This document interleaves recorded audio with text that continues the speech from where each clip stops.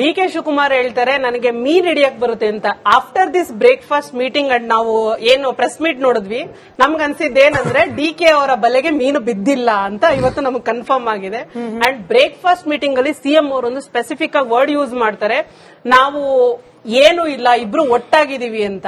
ಏನು ಕಡ್ದು ಗುಡ್ಡೆ ಹಾಕಿದೀವಿ ಅಂತ ನೀವು ಸ್ಟ್ರಾಟಜಿ ಪ್ಲಾನ್ ಮಾಡಕ್ ಹೋಗಿದ್ರಿ. ನೀವು ಬರೋ ಸೆಷನ್ ಅಲ್ಲಿ ನಾವು ವಿರೋಧ ಪಕ್ಷಕ್ಕೆ ನಾವು ಉತ್ತರ ಕೊಡಬೇಕಾಗಿದೆ, ಟಾಂಗ್ ಕೊಡಕ್ಕೋಸ್ಕರ ನಾವು ಸ್ಟ್ರಾಟಜಿ ಪ್ಲಾನ್ ಮಾಡ್ತಾ ಇದೀವಿ ಅಂತ ಹೇಳಿದ್ರಲ್ಲ, ಯಾವ ಅಭಿವೃದ್ಧಿ ಕೆಲಸ ಮಾಡಿದಿರಿ ಅಂತ ಸ್ಟ್ರಾಟಜಿ ಪ್ಲಾನ್ ಮಾಡ್ತಾ ಇದ್ರಿ.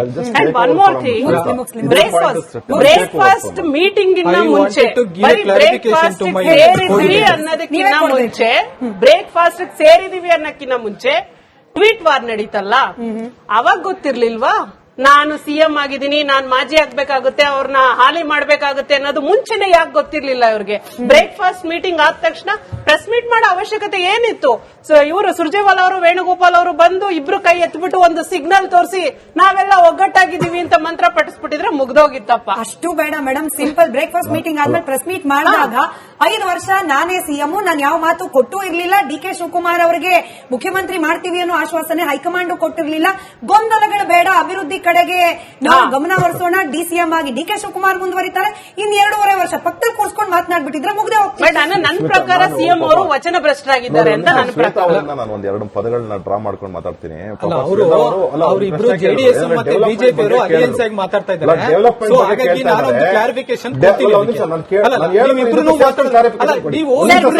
ಕೇಳಿಸ್ಕೊಂಡು ಉತ್ತರ ಹೇಳಿ ಸರ್. ಅಪೋಸಿಷನ್ ಪಾರ್ಟಿ ಜಾಸ್ತಿ ಮಾತಾಡಬೇಕು, ರೂಲಿಂಗ್ ಪಾರ್ಟಿ ಕಡಿಮೆ ಮಾತಾಡಬೇಕು.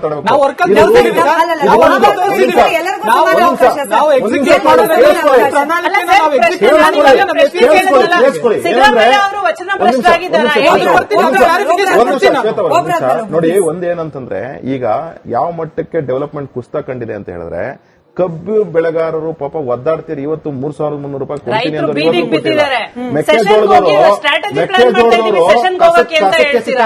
ಬೆಳೆದಿರೋ ಮೆಕ್ಕೆಜೋಳನ ಇವತ್ತರೆಗೂ ಒಂದು ಸೊಲ್ಯೂಷನ್ ಬಂದಿಲ್ಲ. ಅದಾದ್ಮೇಲೆ ಇವತ್ತು ಇದ್ರದ್ದು ರಾಗಿ ಪ್ರಾಬ್ಲಮ್ ಸ್ಟಾರ್ಟ್ ಆಗ್ತಾ ಇದೆ, ಈಗ ಅದಕ್ಕೂ ಒಂದು ಸೊಲ್ಯೂಷನ್ ಬಂದಿಲ್ಲ.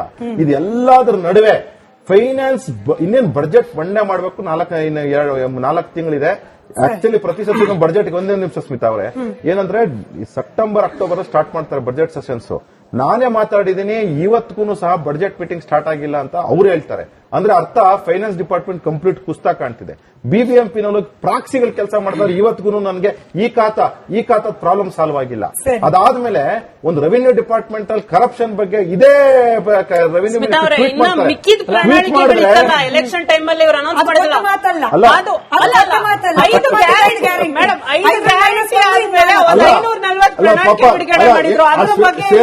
ಶ್ವೇತಾ ಅವ್ರಿಗೆ ಇನ್ನೂ ಸ್ವಲ್ಪ ಕ್ಲಾರಿಟಿ ಆಗಿ ಹೇಳ್ತೀನಿ.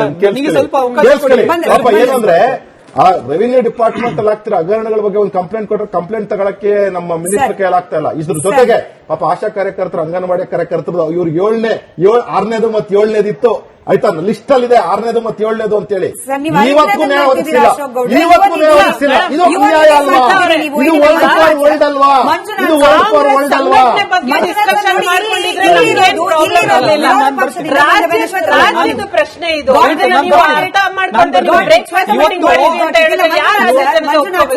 ಇಲ್ಲಿರೋದು ಅಪೋಸಿಷನ್ ಇಂದ ಇಬ್ಬರೇ ವ್ಯಕ್ತಿಗಳು ಸರ್, ಒಂದು ಜೆಡಿಎಸ್, ಒಂದು ಬಿಜೆಪಿ ವಕ್ತಾರರು.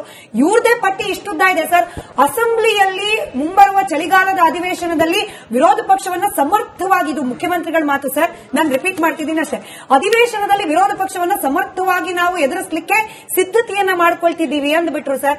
ನೀವು ಅಭಿವೃದ್ಧಿ ವಿಚಾರವನ್ನು ವಿರೋಧ ಪಕ್ಷದವರು ಕೂಡ ಚರ್ಚೆ ಮಾಡ್ತಾರೋ ಇಲ್ಲೋ ಗೊತ್ತಿಲ್ಲ. ಈ ಕುರ್ಚಿ ಕಾದಾಟ ಆಯ್ತಲ್ಲ 10 ದಿನ, ಹೆಂಗ್ ಸರ್ ಆನ್ಸರ್ ಮಾಡ್ತೀರಿ ನಿಮ್ಮ ಪಕ್ಷದವರು? ನಮ್ಮ ಜೆಡಿಎಸ್ ವಕ್ತಾರ ಸ್ನೇಹಿತರಿಗೆ ನಾನು ಒಂದು ಮಾತು ಹೇಳಕ್ ಇಷ್ಟಪಡ್ತೀನಿ. ತಾವು ಕೂಡ ಏನು ಬಿಜೆಪಿ ಜೊತೆ ಸರ್ಕಾರ ಮಾಡಿದಂತ ಸಂದರ್ಭದಲ್ಲಿ ನಿಮ್ಮ ಯಡಿಯೂರಪ್ಪನವರು ನಿಮ್ಮ ಅಲಿಯನ್ಸ್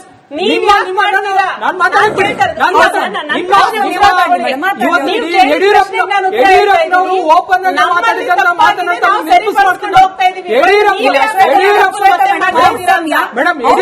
ಅದ್ರ ಜೊತೆಗೆ let me remind sir, Ashok ಗೌಡ್ರು ಇತಿಹಾಸ ಹೇಳಿದಾಗ ಇತಿಹಾಸ ಹೇಳಬೇಕು, ನೀವು ಕೂಡ ಪ್ರೆಸೆಂಟ್ ಮಾತಾಡೋಲ್ಲ. ನಾನು ಅದಕ್ಕೆ ವಚನ ಭ್ರಷ್ಟರು ಅನ್ನೋ ಪದವನ್ನು ಉಪಯೋಗಿಸ್ಕೊಳ್ಳೋದಕ್ಕೆ ಹೇಳ್ತಾ ಇದ್ದೀನಿ. ನಿಮ್ಮ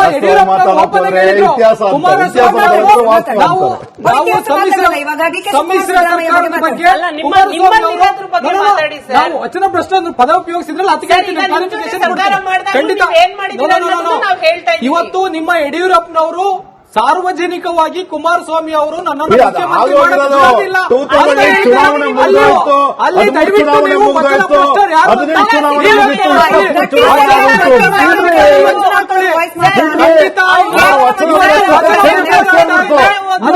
ಹೇಳಿ. ಖಂಡಿತ ಬಿಜೆಪಿ ಸರ್ಕಾರದವರು ಖಂಡಿತ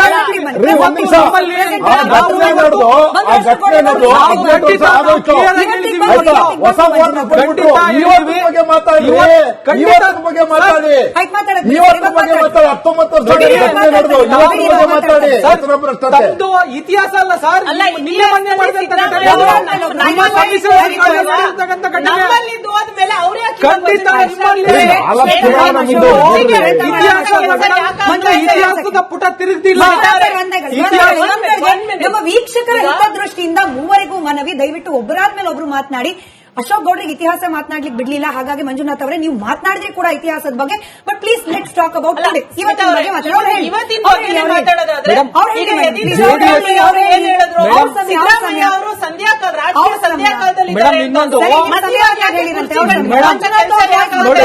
ಈಸಿಯಾಗಿ ಕುರ್ಚಿ ಇನ್ನೂ ಕೂಡ ಜೆಡಿಎಸ್ ಮತ್ತೆ ಬಿಜೆಪಿ ಸಮ್ಮಿಶ್ರ ಸರ್ಕಾರವನ್ನ ಕರ್ನಾಟಕ ರಾಜ್ಯದಲ್ಲಿ ಮಾಡಿದ್ದು ಇನ್ನೂ ಕೂಡ ಅದು ಇತಿಹಾಸಕ್ಕೆ ಹೋಗಿಲ್ಲ. ಇನ್ನೂ ಕೂಡ ಅದು ಇನ್ನೂ ಕೂಡ ಜೀವಂತವಾಗಿ ಇರ್ತಕ್ಕಂಥದ್ದು. ಅವರಿಬ್ರು ಕೂಡ ಓಪನ್ ಆಗಿ ಚರ್ಚೆ ಮಾಡಿರ್ತಕ್ಕಂಥದ್ದನ್ನ ನಾನು ನೆನಪಾಡ್ತಾ ಇದ್ದೀನಿ ಅವರಿಗೆ.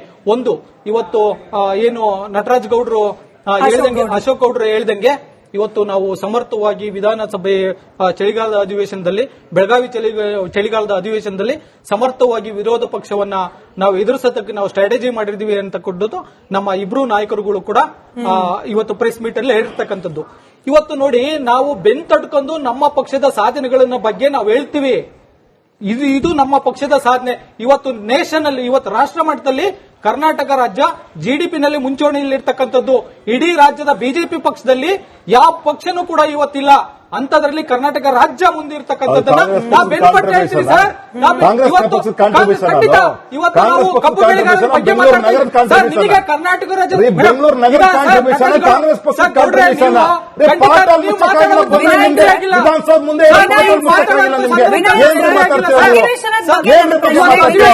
ವಿಧಾನಸೌಧ ಮುಂದೆ ಇರೋ ಪಾಟೋಲ್ ಮುಚ್ಚಕ್ಕಾಗಿಲ್ಲ. MS ಬಿಲ್ಡಿಂಗ್ ಮುಂದ್ಗಡೆ ಡ್ರೈನೇಜ್ ಮೇಲೆ ಗಾಡಿಗಳು ಓಡಾಡ್ತಿವೆ. ಬಿಜೆಪಿ ಸರ್ಕಾರದಲ್ಲಿ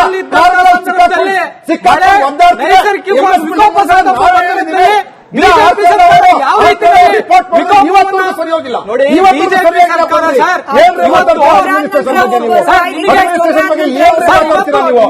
ಕರ್ನಾಟಕ ರಾಜ್ಯದ ಬಗ್ಗೆ ಅಭಿಮಾನ ಇದೆ.